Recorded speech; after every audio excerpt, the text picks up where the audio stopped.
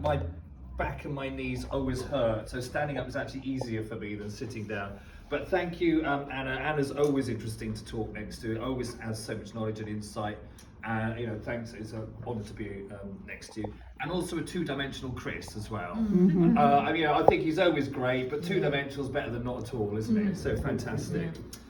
Most of you know I'm chair of Unite the Union, Brighton and Surrounds. We've got a long title, Brighton and Surrounds. I'm an active member of Stop the War, and I know a lot of people here. Thank you for all the work that you do. Thank you for everything you do. Thank you for leafleting when it's pissing down, as we did the other day, when people are miserable and we're trying to hand out the leaflets. Nationally, Unite is the biggest general union within the private sector, 1.2 million members. And we need to be using those people. We need to be joining together. We need to be building into our communities, and we need to build outwards with our industrial base. And I'm going to say a little bit about that. I've got a subheading here, scope of my brief talk. It is a brief one, don't worry. It's quite a brief one. I'm going to deal with 4 areas. Our history of struggle, trade unions and politics, British militarism, and where we go from here. So our history of struggle, as you know, within the trade union movement, we have a proud history of fighting against the industrial military complex. And I'm proud of that. In the 1930s, members of the Transport and General Workers Union and other unions went to fight fascism in Spain as part of the International Brigades. In the 1970s, our members took direct action to stop the South African apartheid regime. And one of my relatives was involved in this. Members of Rolls-Royce refused to fit engines for the Pinochet regime in Chile. I think that's fantastic. That is the level of industrial and international support that we need to be reaching out. Trade union movement is littered with examples of where we've done that. And as Marx said, labour in the white skin can never be free as long as labour in the black skin is branded. That is part of our struggle. Our struggle is a political one and not solely an industrial one. And how true is that now when we've all seen Gaza, we've seen what's happened there. We've seen that, the estimates are 75,000 officially. It's not 75,000. We know from the Lancet it's quoted to 750,000 and 380,000 children under 5 being killed by this regime, this evil Zionist regime. That is where our trade union struggle and our community struggle comes in. And I'm so proud to stand alongside people down by the clock tower and all of our other struggles and be part of that. I've even brought the big Unite banner, but there's no room for it here. So we're okay. We've got enough banners for today. But what I will say, and I'll come back to this, we have a General Secretary that wants to increase military spending, not only to the 3% levels that Starmer wants, but to the 5% levels that Donald Trump wants. What an utter disgrace. I'm a member of Unite the Union. I've been in this union for, I can't remember how many years now, decades I think it is. Our General Secretary wants Trump levels of military spending.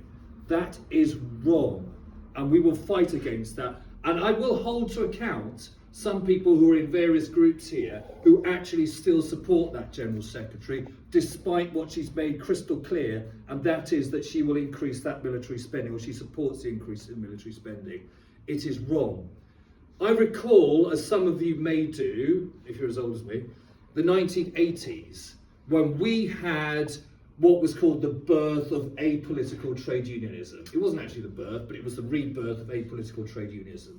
So Margaret Thatcher was all for, trade unions, you shouldn't really be involved in this political stuff. Your role is really terms and conditions, and they just argue about that. You can do that, that's fine. We had some awful trade union leaders, for example, the engineering union, a guy called Bill Jordan. He used to come on and he smooth it about, it's all about terms and conditions. Who wants part of this in political struggle? It's nothing to do with unions. It is. And I'm so glad the engineering union overturned their apolitical stance. And we did. Unite the Union has always had a political stance on these issues. And it's political because, of course, part of this, it's all connected with our struggle for terms and conditions, for the right and for the welfare state. So I'm going to talk very quickly about the Lucas Aerospace plan. Some of you, I worked in Lucas Aerospace, kind of to my shame, but I'm going to tell you a little bit more about that. We developed a plan in the 80s and the 70s, I wasn't there in the 70s, about how you could transfer the technology for military equipment and use it in a peaceful manner. It was a great plan. It came from shop stewards and workers, and we brought in MPs. Tony Benn was superb in pushing this forward. It was a combined thing where we had workers, shop stewards, you know, the peace movement, we had MPs, and we produced something called the Lucas Plan. And Corbyn had something very similar for a transition of wealth and power and industrialisation away from the military-industrial complex to the peaceful ideas and the way in which that technology could be used.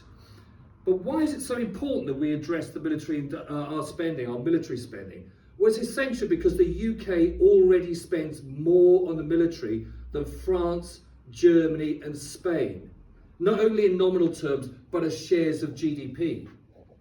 Without accounting for the planned increases, over the next decade, 288 billion on military equipment over the next decade. 288 billion. Think about what we could do with that. The Labour government, the Labour manifest budget allocated just 11.3 billion to deal with the environment and allocated 58 billion for military spending. What an utter disgrace. It's a disgrace, but not only is it a disgrace, it's a wasteful disgrace. I'm going to tell you one or two stories very quickly about the way the military has wasted its money. So a fleet of Nimrod reconnaissance aircraft was scrapped in 2010, just scrapped, at £4 billion of public money wasted. 4 billion, just scrapped it. A new radio system for the army was created called Bowman. It cost £2.5 billion. I'm going to ask you, how many years do you think it was delayed? Have a guess. Well, I'll pick on someone. Ellen, you've got an answer. How many years do you think it was delayed? 6. Higher. 10. More. More. 15. 25 years late. So they spent 2.5 billion on a mechanism for military, for the army to speak to each other. 25 years late, and then they scrapped it. Can you imagine if that was done in the NHS? It would be all over the Daily Mail. I mean, literally all over the Daily Mail. I mean, that is an example of the waste that is done. My favourite one last example, 5.5 billion spent on Ajax, an armoured vehicle which was transporting military people around. It was so bad that soldiers would arrive at the destination with actual injuries at the end of it. I mean, it's kind of funny, but it's not. But they were actually injured by the time they arrived. Their hearing and their spines and their legs were injured when they got to the destination. So, and they wasted 5.5 billion on that. Or complete waste of our resources. We know the way in which our military-industrial complex produces greater quantities of carbon emissions than 60 industrial countries, and the US military emits more carbon than 2/3 of the countries worldwide. It's an absolute disgrace, the military-industrial complex, and it's something that we need to deal with. But what we're constantly told by the government is, well, look, we're producing jobs, so at least it's something. Well, economists disagree. The military-industrial complex produces the knock-on effect, one of the lowest knock-on effects for investment. So every pound we invest in the military-industrial complex produces a very, very small increase in jobs outside of the military-industrial complex. And that is very different to, for example, house building. It's very different to when you invest in services. The knock-on effects are massive. The multiplier effects is called. The multiplier effects, you build more, you have more people involved in industries outside of building, etc. And that's why they're wrong. It's an ideological decision. not an economic decision.